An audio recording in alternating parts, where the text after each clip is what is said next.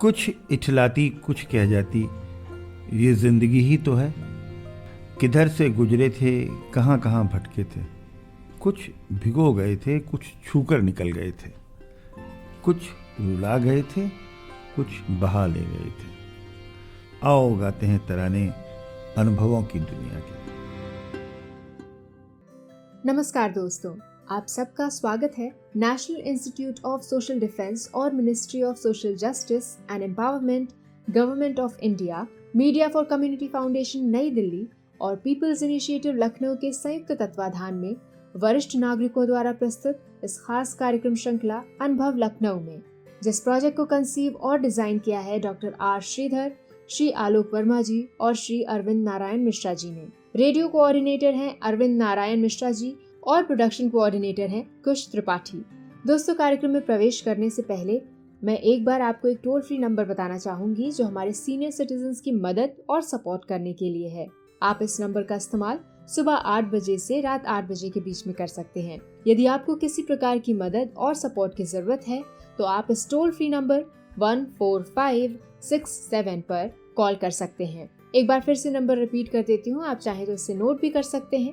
14567। इस नंबर पे doctors, hospitals, old age homes से लेकर लीगल गाइडेंस, इमोशनल सपोर्ट और बुजुर्गों के शोषण के केस में डायरेक्ट इंटरवेंशन और निराश्रित बुजुर्गों को रेस्क्यू कराने तक सभी प्रकार के सपोर्ट के लिए कॉल किया जा सकता है। अब आइए दोस्तों, बढ़ते हैं कार्यक्रम की ओर। मैं हूँ तृप्ति और ये कार्यक्रम आप तक लेकर आ रहे हैं अनुभव लखनऊ। आज हमारे स्टूडियो में है श्री अरविंद नारायण मिश्रा जी ने अपनी साइंस में ग्रेजुएशन गोरखपुर यूनिवर्सिटी से किया। उसके बाद 2 पोस्ट ग्रेजुएशन किए, एक एमएससी बॉटनी और एक एमए वेस्टर्न हिस्ट्री में लखनऊ यूनिवर्सिटी से। उसके बाद मिश्रा जी ने एक स्थानीय डिग्री कॉलेज में थोड़े दिनों तक अध्यापन किया और उसके बाद सिविल सर्विसेज में उनका सिलेक्शन हो गया। तो मेरा पहला क्वेश्चन, पहले तो आपका स्वागत है मिश्रा जी स्टूडियो में। धन्यवाद।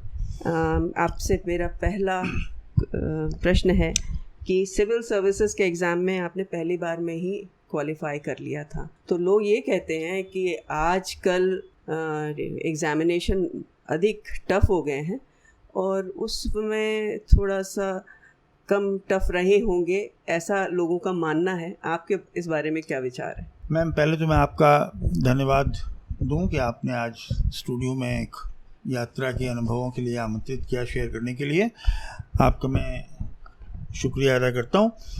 और देखिए, जहां तक पढ़ाई, कंपटीशन, नौकरी, इन सब का एक सामूहिक सवाल है, ये एक से एक जुड़े हुए, और उनका एक बड़ा सिंपल सा उत्तर मुझे समझ में आता है कि जहाँ तक वो 1976 और आज 2022 का सवाल है, तो पहला चेंज तो ये है कि पॉपुलेशन बढ़ी है।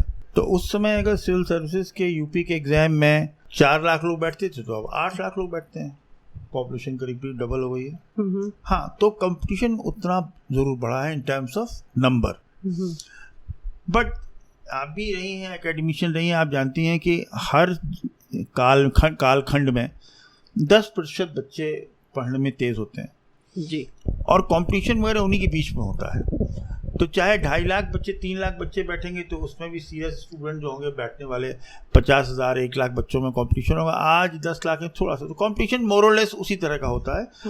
और आप जानती हैं कि कंपटीशन में 400 सीटें होती हैं, तो 400 सीटों में 4 लाख बच्चे बैठ रहे हैं, 8 लाख बच्चे बैठ रहे हैं। इसका मतलब क्या है, वो सीरियस जो स्टूडेंट्स होते हैं 10, 15, 20 हज़ार, उन्हीं के बीच में कंपटीशन होता है and they tend to qualify from them.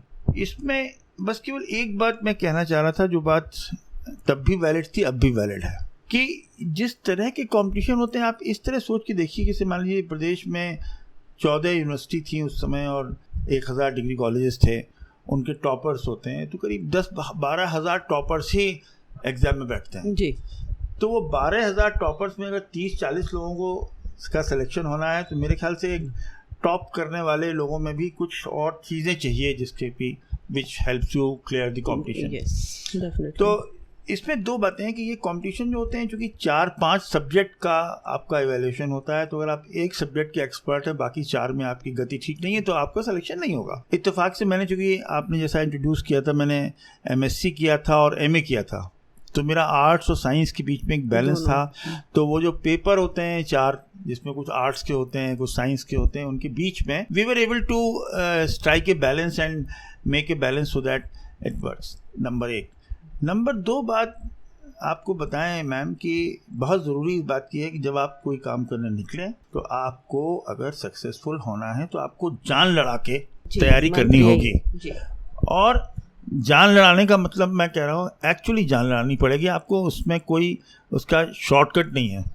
और हम लोग अपनी तैयारी के बारे में अगर कहें तो कुछ ज़्यादा कहने की ज़रूरत नहीं है, बहुत सिंपल फार्मूला था कि जितना भी टाइम हो वो सब पढ़ाई में लगाएं।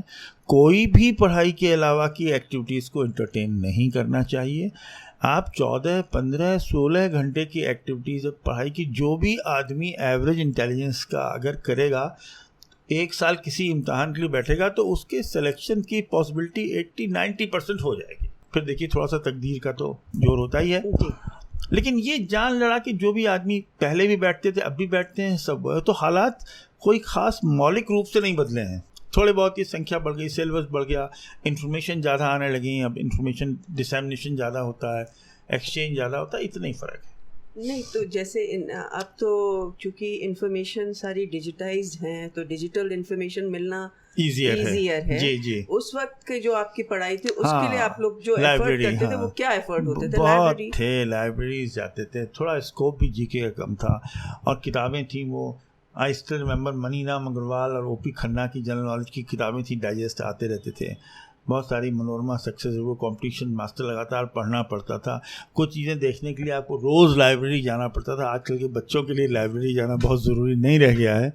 तो वो सब थे, वो एक हालात थे। उस समय हम लोग भटकते थे सूचना इकट्ठा करने के लिए। आज गूगल पर या और नेट पर जो सुविधाएं उपलब्ध हैं वो नहीं थी। वो एक अलग शक्ल था और एक अलग तरह का प्रेशर था। बट अल्टीमेटली मेहनत जो करने की बात है, 17-18 घंटे 16 घंटे जितना आपके पास समय हो उतना सब समय आपको डेडिकेट करना होगा। उसके बिना कॉम्पिटिशंस नहीं क्लियर होते। एक जुनून की तरह उसको लेना पड़ेगा तभी हो पाएगा। बिल्कुल। दूसरा क्वेश्चन आपकी सिविल सर्विसेज में जब आप आ गए उसके बाद से शुरू होता है कि जब आप ज्वाइन कर ली सर्विसेज, तो हमने सुना है कि प्रशासनिक सेवा में या और किसी भी सरकारी सेवा में तरह तरह के दबाव होते हैं। कुछ सीनियर्स के होते हैं, कुछ राजनीतिक होते हैं। तो उन दबावों के बीच में नौकरी आराम से कर लेना, शांति से कर लेना, बिना किसी व्यवधान के, बिना किसी प्रतिकूल प्रविष्टि नहीं मैं कहूँगी, प्रविष्टि मुझे नहीं पता कि मिली कि नहीं मिली, पर बिना किसी प्रतिकूल इफ़ेक्ट के आपने अपनी नौकरी को पूरी तरह से कर लिया और शांति से रिटायर हो गए। तो उसके पीछे क्या मंत्र? मैम इसमें इस प्रश्न का थोड़ा सा एक्सप्लेन करना पड़ेगा कि देखिए जैसे अभी आपने कहा ना कि पहले बच्चे 3 लाख बैठते थे, अब 10 लाख बैठते हैं, कंपटीशन बढ़ा है जी। ऐसी पॉलिटिशियंस का भी कंपटीशन बहुत बढ़ गया जी। पॉलिटिशियन का कंपटीशन इतना बढ़ गया कि जब हम लोगों ने नौकरी शुरू की थी उस समय पूरे प्रदेश में कांग्रेस पार्टी का एक प्रचंड राज्य चलता था, रूल चलता था। और उनके ये तय था कि अगर कांग्रेस का मंत्रिमंडल आएगा तो ये लोग मिनिस्टर होंगे जी। फिक्स्ड फेसेस थे। तो वो नायक निर्धारित थे और वो सब बड़े कॉन्फिडेंट थे अपने आप में और उनके पास कुछ हैसियत थी, रुपया था और कोई एलिटिस्ट किस्म के पॉलिटिशियंस उस समय नौकरी करते थे। धीमे धीमे कालखंड बदला और कांग्रेस पार्टी की दुर्गति हुई, नई क्षेत्रीय पार्टियां आई और उन पार्टियों में जो है वो नए नायक पैदा हुए जी। और जो नए नायक पैदा हुए वो बड़े स्ट्रगल करते हुए ज़मीन से ऊपर उठे जी। इसको मान के चलिए कि जो आज हम लोग कहते हैं कि ओबीसी की और दलितों की राजनीति जो कुछ भी आई वो आई तो आई, हम उस पक्ष पर नहीं जा रहे हैं, लेकिन जो उनके नायक पैदा हुए इसमें कोई दो राय नहीं है कि उनकी संघर्ष करने की क्षमता और उनको जिस तरह वो आए हैं और जो उनका सफ़र रहा है वो पुराने कांग्रेसी एलिटिस्ट नेताओं के कंपैरिजन में वो बहुत जुझारू रहे हैं। उसके जुझारूपन के 2 कारण थे। एक तो वो अपने सेक्शंस को रिप्रेजेंट करते थे, वंचितों का नेतृत्व कर रहे थे, और दूसरी उससे ज़्यादा बात ये थी कि उनके दिमाग में अनसर्टेनिटी थी कि एक बार हम आ गए फिर अब दोबारा कब नंबर आएगा, कब मिनिस्टर बनेंगे नहीं बनेंगे। तो वो उस अनसर्टेनिटी से उन्होंने एक अलग तरीके की राजनीति प्रदेश में 89-90 के बाद आई और जो चल रही है अभी लेकिन उस राजनीति की रस्साकशी के बीच में एक बात सही थी कि एक समय था जब थोड़ा सा ब्यूरोक्रेसी दबाव में अपने आप को महसूस करती थी, और चूंकि वो परिवर्तन का एक ट्रांजिशन पीरियड था, ग्रेजुअली आपकी समझ में आ गया कि भाई आपका रोल बड़ा क्लियर है। आप किसी भी दबाव में गलत काम करेंगे तो रास्ता वहाँ से सीधे ईडी और जेल की तरफ जाता है, सीबीआई की ओर जाता है। कुछ अफसरों जिनको डाउट था उनको इस तरह की परेशानियां भी हुई, लेकिन जो लोग बैलेंस जिन्होंने स्ट्राइक कर लिया जी, उन्होंने बहुत बातचीत में विनम्रता से नेताओं को बताना सीखना पड़ा हम लोगों को भी कि साहब ये काम नहीं हो सकता, ये काम नियमों के प्रतिकूल है और नहीं होता, इसके लिए थोड़ा सा रहा। लेकिन उस समय उन परिस्थितियों में आपको थोड़ा सा अपना बैलेंस एक दिमाग का बनाए रखना, बहस न करना, आपा न खो देना, और ये नहीं सोचना कि कोई आपकी ऐसी हैसियत है कि उसको लोग चैलेंज कर रहे हैं। प्रजातंत्र में देखिए, एक बात बता दें आपको, ब्यूरोक्रेसी का रोल वो नहीं है जो कि पहले के अफसरों ने जिसको कर लिया। They were thinking they are rulers, they were not rulers, rulers were the political people. क्योंकि प्रजातंत्र में जो नेता है, जो जनता का प्रतिनिधि है, वो सर्वोच्च सत्ता उसके पास, संप्रभुता उसके पास इस तरह की रहती है, ब्यूरोक्रेसी के पास नहीं रहती। ब्यूरोक्रेसी का काम है उनको गाइड करना, उनको एडवाइस करना, और उन्हें जो नियम और संविधान के प्रावधानों के अनुरूप कार्य करने के लिए परामर्श देना और उन पर एक तरह से उनको उसको करने के लिए प्रेरित करना। तो ये बेसिकली काम होता है। तो प्रेशर रहे हैं, बिल्कुल प्रेशर रहे हैं, बहुत सारे लोग इस प्रेशर के शिकार हुए हैं, बहुत सारे लोग उस प्रेशर में सुकम कर गए और उसके कारण उनको कठिनाइयाँ भी नौकरी में हुई। तो बेसिकली, और इसके अलावा मैं एक बात आपको थोड़ा सा और बताना चाहूँगा कि ये बात व्यक्तिपरक है। हाँ, मैं इसी पे आ रही थी कि ये तो जितने आपने अभी तक बताया वो तो सार्वजनिक था, पर आपने इसको कैसे मेंटेन किया और जैसा मैंने कहा बिना किसी व्यवधान के पूरा किया, ये मैं जानना चाहता। मैम, एक बात बहुत क्लियर समझनी पड़ेगी कि आपका जो कुछ एक कारक हैं, हमारे सनातन धर्म में ये बात उल्लिखित है कि ईर्ष्या, द्वेष, काम, क्रोध, लोभ, मोह जी, ये बेसिकली वो विकार हैं जिनके की प्रभाव में आप बहकते हैं। अब थोड़ा सा सनातन धर्म के कई तरह के इंटरप्रिटेशन हो रहे हैं, तो इस पर मैं कोई और टिप्पणी नहीं करना चाहता, लेकिन आई थिंक आपके आत्मा और आपके चित्त में जो बात ऑपरेट करती है, जिससे आपकी day to day living control होती है, उसके लिए ये तत्व बड़े महत्वपूर्ण हैं। अगर आपको लोभ के तहत आप नौकरी कर रहे हैं, आप चाहते हैं कि आप महत्वपूर्ण जगह पर रहें, तो आपको कुछ अथॉरिटी मिलेगी, आपको कुछ रुपया पैसा आप कमाएंगे, इस तरह का जब आपके मन में लालच आता है तो आप इस तरह के कामों में हरकत करते हैं कि आप नेताओं को खुश करने की कोशिश करते हैं। आप सोचते हैं कि वो उनका आप काम कर देंगे तो आपको कुछ रुपया पैसा मिलेगा, हैसियत बढ़ेगी। तो बेसिकली आपको ये जो सनातन धर्म के सनातन बिंदु हैं जी, कि ईर्ष्या, द्वेष, काम, क्रोध, लोभ, मोह पर नियंत्रण रखना, अगर आप इस पर नियंत्रण ना भी रख पाएँ, थोड़ा आप जानते रहें, आइडेंटिफाई कर लें कि ये तत्व ऐसे हैं जो आपको परेशान करके किसी लायक नहीं छोड़ेंगे, और इससे आपका एक्सीडेंट पर्सनल लाइफ में जिसे होते नहीं घटनाओं से, वो आपके होंगे, आपको चोट लगेगी, आप नुकसान होगा। तो आप इन चीज़ों को आप थोड़े से फ्लैग कर लेंगे दिमाग में, जब ये ऑपरेट करना शुरू करेंगे तो आप उन पर नियंत्रण करने की सोच लें। नियंत्रण करना बहुत मुश्किल है, लेकिन उनको थोड़ा सा नियंत्रित किया जा सकता है। उस समय ऐसे सिचुएशन में आप मौका देख के निकल लीजिए वहाँ से, उसमें मत उलझिए। तो अगर आप नहीं उलझेंगे, आप लालच के शिकार नहीं हो रहे हैं, आपको ईर्ष्या नहीं हो रही, आपको द्वेष नहीं हो रहा है, तो जिस आदमी को इसकी द्वेष से वो गिरफ्त में है, उसको दूर करने में अपने आचरण और व्यवहार से उसका मदद कर सकते हैं, उसकी बजाय उसके चक्कर में फंसने के। तो ये एक बहुत ही व्यक्तिपरक, व्यक्तिगत आपका हैंडल करने का तौर तरीका है, जो सनातन धर्म में जिसका बहुत स्पष्ट उत्तर वर्णित है। दुख की बात है कि थोड़ा हमारे यहाँ कुछ पूजा पाठ आजकल ये जो हनुमान जी के भंडारे लगने लगे हैं, शायद इसी में सनातन धर्म का के जो कुछ नकली ठेकेदार पैदा हो गए हैं, वो सोचते हैं कि वो बड़ा महान कार्य कर रहे हैं। मेरा ख्याल ये है कि अपने अंतर मन को थोड़ा सा सनातन धर्म के मूलक सिद्धांतों के अनुसार आप अगर थोड़ा सा उसके लिए आप कॉन्शियस हो जाएं, थोड़ा एफर्ट करें, तो आपको बहुत सारा ये दिखावा और रात में जय माता दी जो सड़क पर 12 बजे लाउड स्पीकर लगा के गाने वाने चलने लगते हैं, ये सब खामखा की काम हरकतें करने की ज़रूरत नहीं है। आपका चित्त शांत है और आपने इन बुरी चीज़ों पर थोड़ा सा उनका ऑपरेट करना सीख लिया है, तो मैं आपको बता रहा हूँ कि नौकरी, प्रॉब्लम, दुनिया की सारी समस्याओं की सारा निदान इन छोटी सी बात में है। ये जब मैं कह रहा हूँ तो कह रहा हूँ बहुत सरलता से कह रहा हूँ, इसका अनुपालन करना, इसको सीखना, इसको एब्जॉर्ब करना बहुत मुश्किल काम है। और सबसे बड़ी आदमी की साधना यही होनी चाहिए। पता नहीं अब मैं बहुत श्योर नहीं हूँ, हम लोगों के घर में पहले माता पिता ये सिखाते थे जी कि दूसरों से ईर्ष्या मत करो, उसने कुछ पहन लिया मत करिए, रूखी सूखी खाए के ठंडा पानी पी, देख पराई चूपड़ी मत ललचावे जीव। तो ये सब क्या था? यही सिद्धांत थे।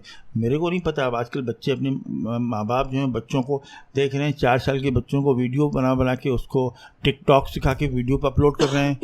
अरे भाई, ये वीडियो और ये टिकटॉक कब तक चलेगा? इससे नहीं ज़िंदगी चलने वाली। ज़िंदगी चलने वाली इस बात से कि आप बच्चों को संस्कार के नाम पर सनातन धर्म के मूल सिद्धांत, तत्व, उनसे आप उनका परिचय और सामना करा रहे हैं कि नहीं करा रहे हैं। डांस भी कराइए भाई, लेकिन थोड़ा थोड़ा ये भी कराइए, वो दिखाई नहीं पड़ता। एक तो ये फेसबुक और ये ट्विटर बड़ा सिरदर्द पैदा हो गया है, इसने ये नहीं, और इसमें कोई अच्छी बातों के बजाय ये आदमी के मन में ईर्ष्या, द्वेष, काम, क्रोध, मोह के प्रति जो वो एक अलग तरह का competition. I should be excuse for being so nasty on these modern systems of IT, but of course this is an opinion, I don't belong to it, but एक idea the one I shared like to be, that's all. Mishra ji, आपने बहुत ही interesting बातें आज हम लोगों को बताएं, और चाहते तो ये थे कि ये ऐसे ही सिलसिला चलता रहे और आप हम लोगों को बताते रहें, पर लगता है कि समय सीमा का पालन करना ज़रूरी है, तो इसलिए आज इस बात को यहीं पे रोकते हैं और अगली बार फिर आपसे बात करेंगे। और मैं साथ ही साथ ये भी कहना चाहूँगी कि कई यंग पेरेंट्स, कई यंग ऑफिसर्स जो आपकी बात सुन रहे होंगे, उनसे कुछ लोग इत्तेफाक करेंगे, जो ना करें और मोटिवेट हों आपसे, तो वो इसको अपने जीवन में लाएंगे तो शायद उनका भी जीवन उतना ही सरल हो जाएगा जितना आपका है। धन्यवाद। धन्यवाद रचना जी। आपने जैसे मुझे कहा दोबारा बुलाने के, रिटायर्ड हूँ, कथावाचक हूँ जी, सरकारी नौकरी कर रखा है। जब आप बुलाएंगे मैं ज़रूर आऊँगा। और देखिए, मुझे बुरा भी नहीं लगता, इस आयु के इस पड़ाव में सरकारी अफसर वैसे ही बेशर्म हो जाते हैं कि कोई आदमी अगर जो है वो बुरा भला कहे, माने कि बुढ़ा है, बात समझ नहीं पाता, ट्विटर की और इंस्टाग्राम की बुराई कर रहा है। अब मैं क्या करूँ, बात दिमाग में आई, आपसे कह दिया। धन्यवाद। दोस्तों, फिलहाल वक्त हो चुका है आपसे विदा लेने का, और चलते चलते आपको एक बार फिर से अपने वरिष्ठ नागरिकों की सहायता और सपोर्ट के लिए जो Elder line toll free number है वो बताना चाहूंगी, 14567। इस नंबर पर आप सुबह 8 बजे से रात 8 बजे तक कॉल कर सकते हैं और किसी भी प्रकार की सहायता आपको यहाँ पर प्रदान की जाएगी। अगली बार फिर लौटेंगे ऐसे ही किसी खास शख्स की प्रेरणादायक जीवन यात्रा की कहानियां लेकर। तब तक के लिए स्वस्थ रहिए, खुश रहिए। मैं तृप्ति लेती हूँ आपसे इजाजत। नमस्कार।